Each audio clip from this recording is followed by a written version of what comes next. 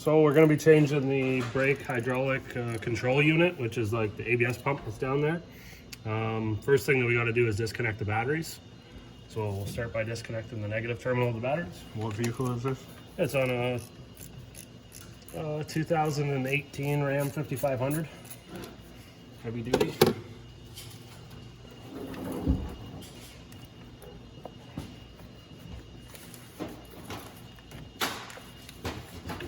This truck has 2 batteries.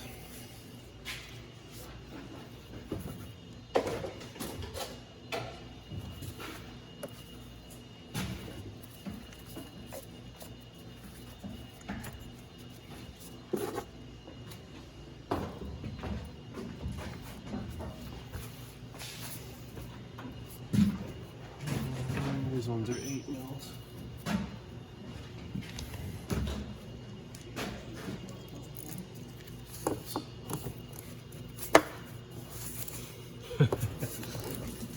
Long socket. Oh no, right socket, just not enough room.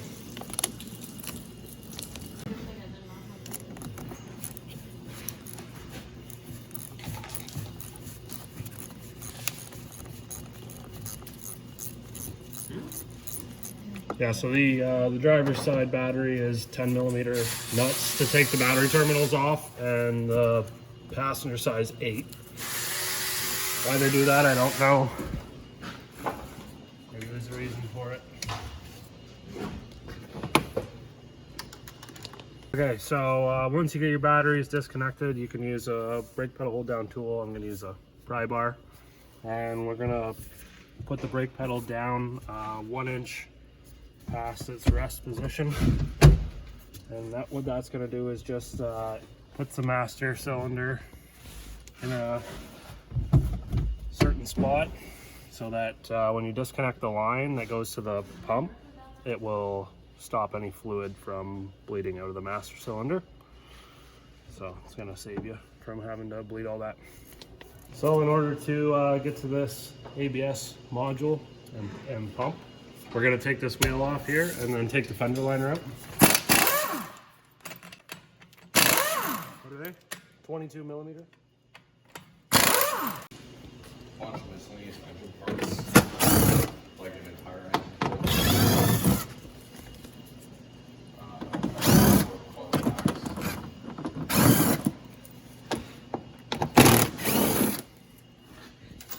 Just take off some 8 mil bolts. Yeah.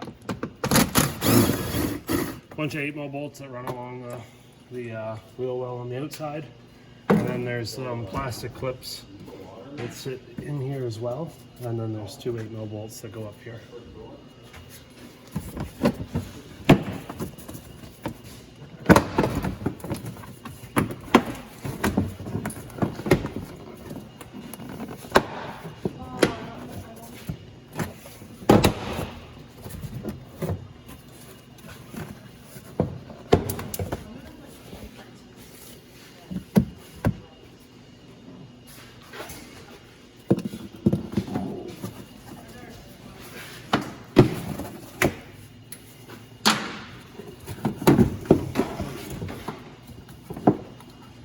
There's a wheel speed sensor harness that runs in behind the shield on here, so you just push these clips out.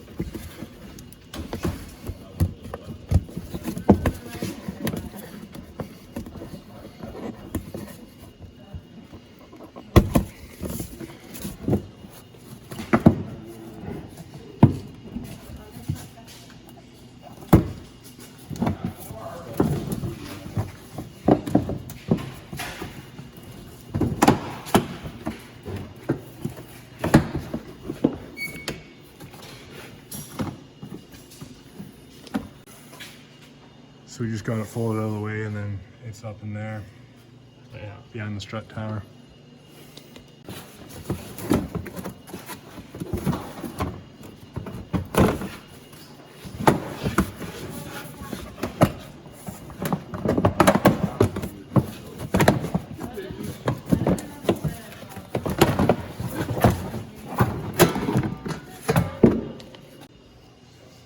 Nice. So yeah, that's where it sits. Just this is the driver's front corner.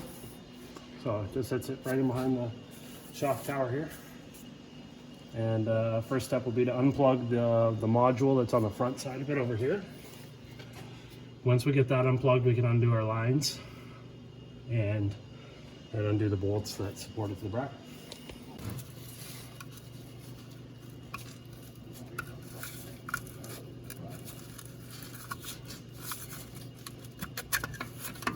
So lever just goes back.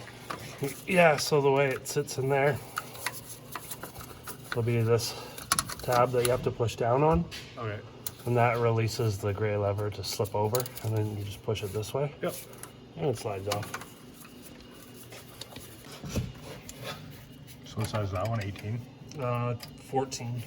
There's two large nuts on the back that are 14, and the smaller ones on the front are 12. So yeah, just back all those off and remove the lines? Yep. Okay.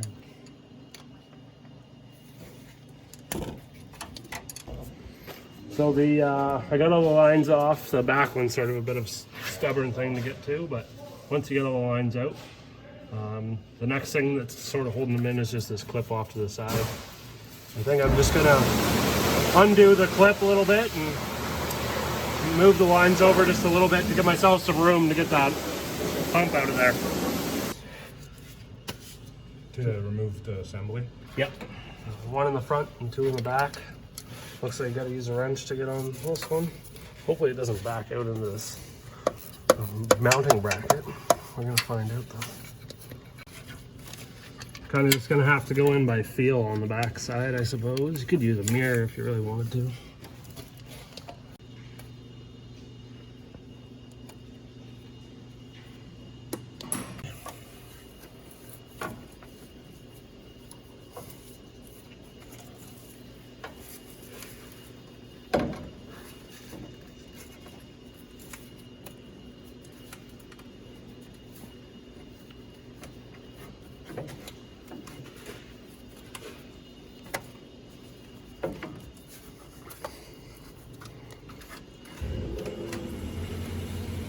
So there is a whole bunch of cables and stuff that are in the way on the front side of that, but I found that was probably the easiest way to get this thing out. Now I'm just going to grab the new ABS pump and transfer over this module that drives it, and then we'll give everything sort of a wipe down before we put it back in, just to make sure there isn't any dirt and stuff that might fall in these spots and contaminate everything. So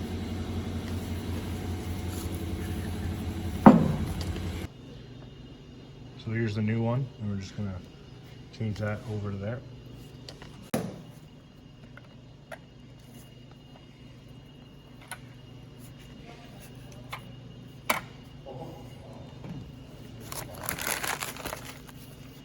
So it's just those 3 torque screws.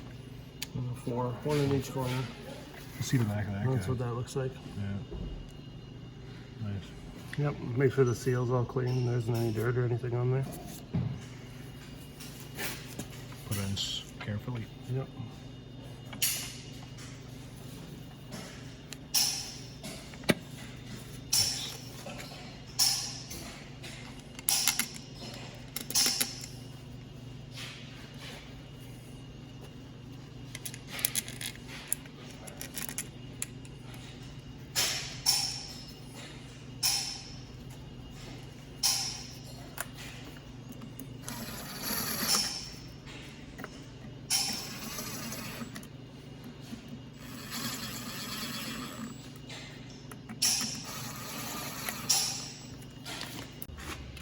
All right, so we got the module and the hydraulic control unit prepped, ready to go back in. I just wanted to clean up these fittings and make sure there wasn't any dirt or anything that could possibly be on the flanges there, or the flares, just in case.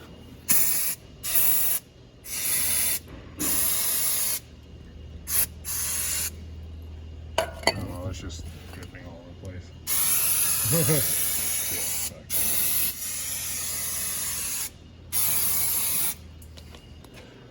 Alright.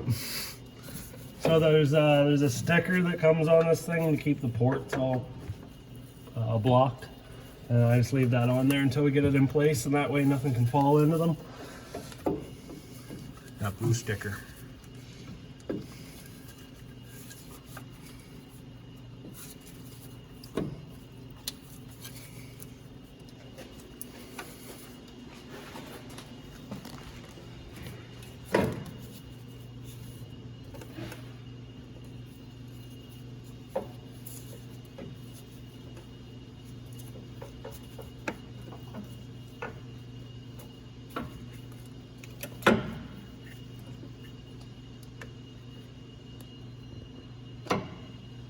Something like that.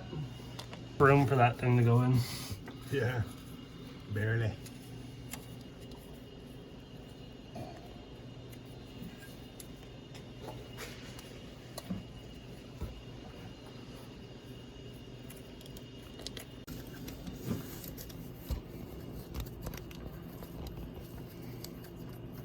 Just getting the bolts started.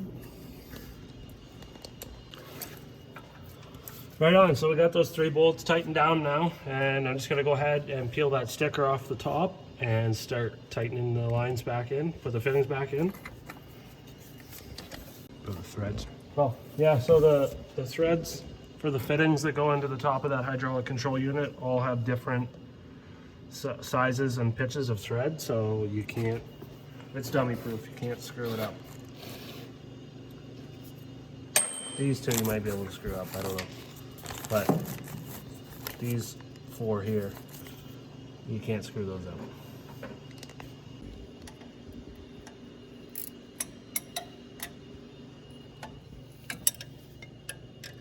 Always hand start your threads. Otherwise you could open a can of worms and have a real bad day. All right, so we've got all the lines put in back into their appropriate places and tightened down properly. Not over tight. Another thing to take note of is just where the brake lines are routed. Make sure that they're back in their clips and that there's none of them rubbing up against anything or touching each other. And then I'm just going to clean everything off, and we'll do the bleed procedure. And yeah, it's a good idea to clean everything off just to check for leaks when you're all finished. Do we got to do the back connection again? Yeah, I got to plug that back in still. Especially, like I always say to myself, you know, the braking system is super important. It's one of the most, like something that you wouldn't want to mess up out of anything, right? Like stopping is super important. You could mess up the cooling system or the engine or something like that, but when it comes to brakes, like you gotta stop. Yeah.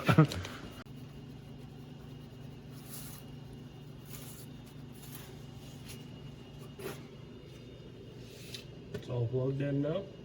I'm gonna leave this fender liner out for now until we get everything bled. And then I can do an inspection on it just to make sure everything's safe and sound before it goes back together. So there's the torque for all the brake lines. You can see there.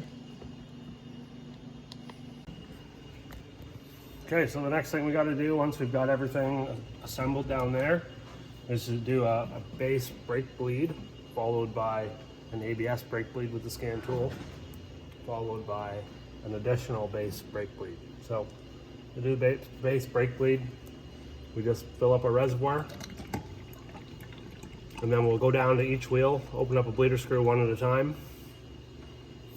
If you're doing like a gravity bleed, you can just open up all of them and let it drip for a while. Keep an eye on the reservoir, make sure it doesn't go empty. Also, don't forget to take off your brake pedal depressor or your pry bar, whatever you're going to use. That'll let the fluid flow again. So yeah, we fill up the reservoir. Gonna take that pry bar out of there and start bleeding these brakes.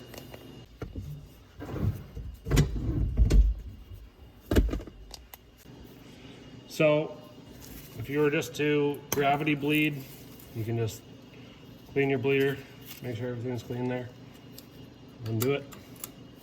You'll see it'll start leaking out. I have a vacuum bleeder that's going to help speed the process up.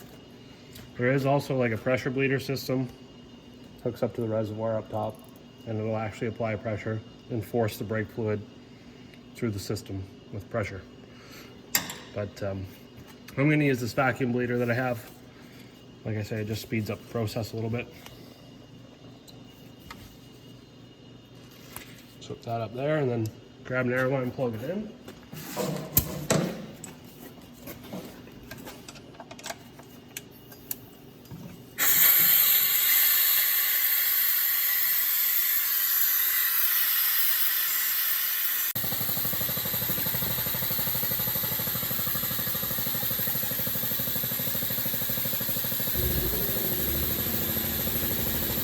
Okay, so now we've extracted some brake fluid out of this side.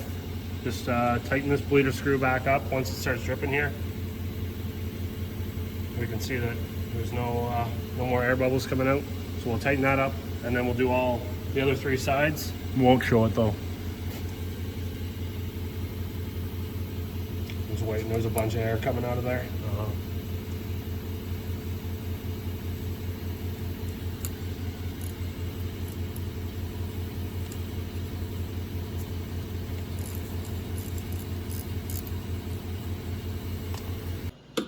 Just hooking up the battery here, both batteries, and then we can go ahead and do the bleed procedure with the scan tool.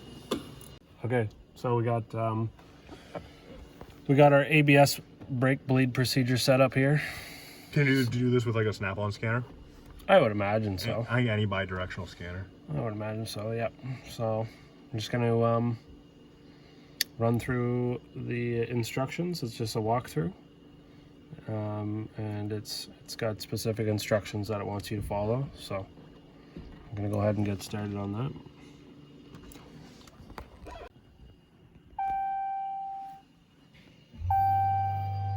So there it's, have it pushed down, and that's the ABS pump.